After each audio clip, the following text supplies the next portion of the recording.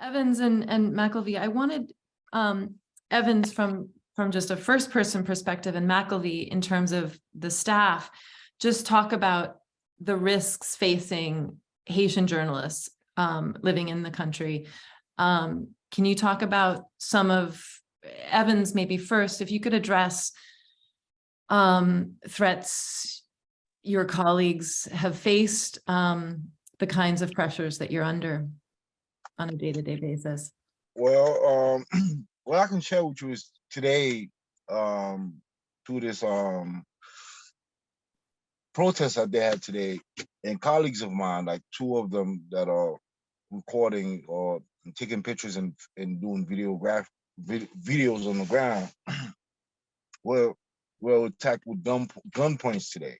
Well, you can't film, and these officers or the former officers dressed in police uniforms were very aggressive to them today. It was a lot of threat to them, so they had to leave a little earlier to leave the protest alone because they didn't want to allow people to take photos or shoot or do videos. And also, like nowadays, reporters, you don't have to have a camera, but you're not welcome in certain neighborhoods. Certain neighborhood is very, if you don't have quote unquote contact with the community leader, which is the gang leader in the area. If you go in, you have a chance not to leave the area, or you can leave, you can't leave with your notebook, your recorder, or whatever you have on. The threat is always there. You're dealing with it day to day. Day to day, you driving around, you're going to, you're going next to the neighborhood. You're not going into the neighborhood, you just around the neighborhood is a threat alone if you know you're a journalist, you're trying to gather information. People are scared to talk nowadays because they're living in these neighborhoods, and most of the time they want to talk anonymously. And for the agency that I work, they're not using anonymous names. They want to know who the person is, what is the background, and so on and so on. Journalists are being killed and being targeted just for the work that they do. I think the CPJ released their report this week on 2022, and there's been a 50% increase worldwide in 2022 on the murders of journalists, and Haiti was, number 3. It was surprising, actually. I think Ukraine was number 1, which you expect, it's a war zone, but then Mexico and Haiti were. Well, one of the things I wanted to add is that the access that most journalists had in the past, even local journalists and foreign journalists, it doesn't exist anymore.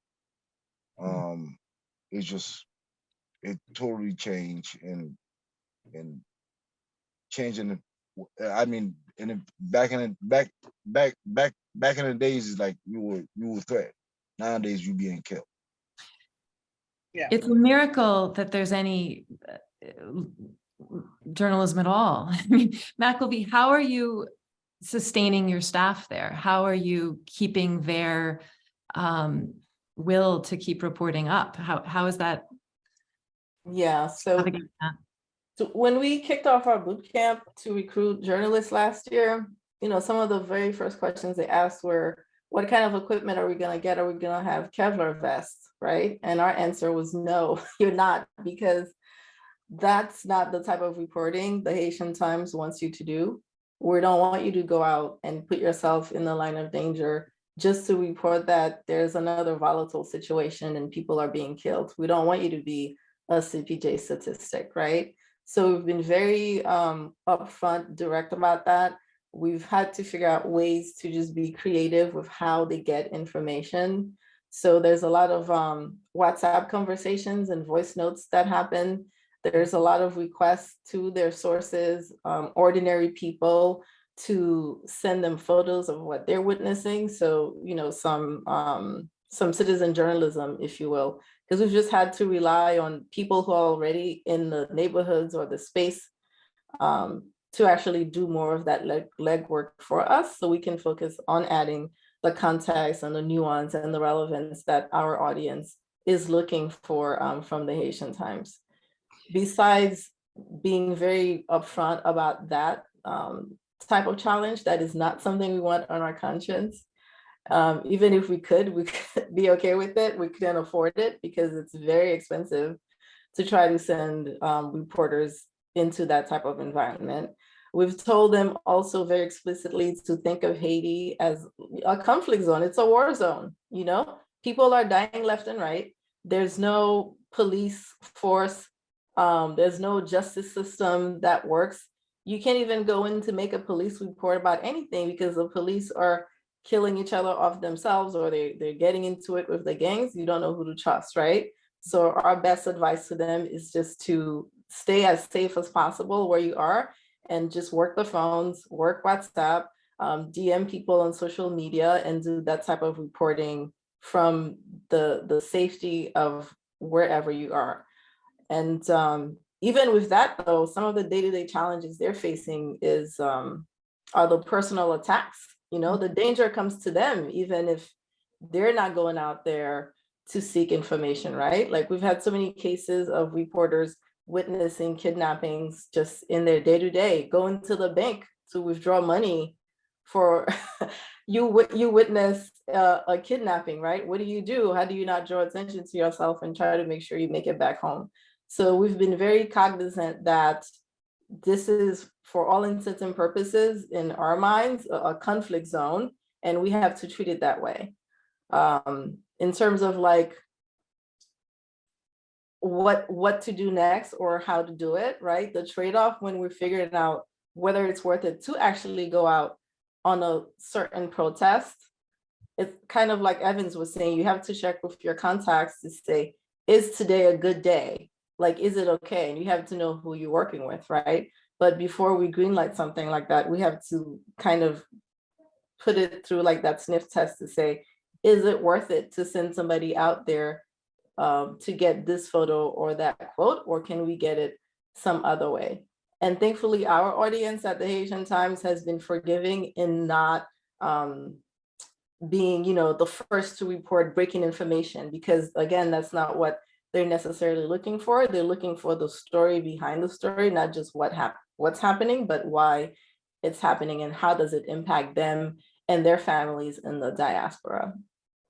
How about psychologically? I mean, it must just, you spoke a little bit about how you're supporting.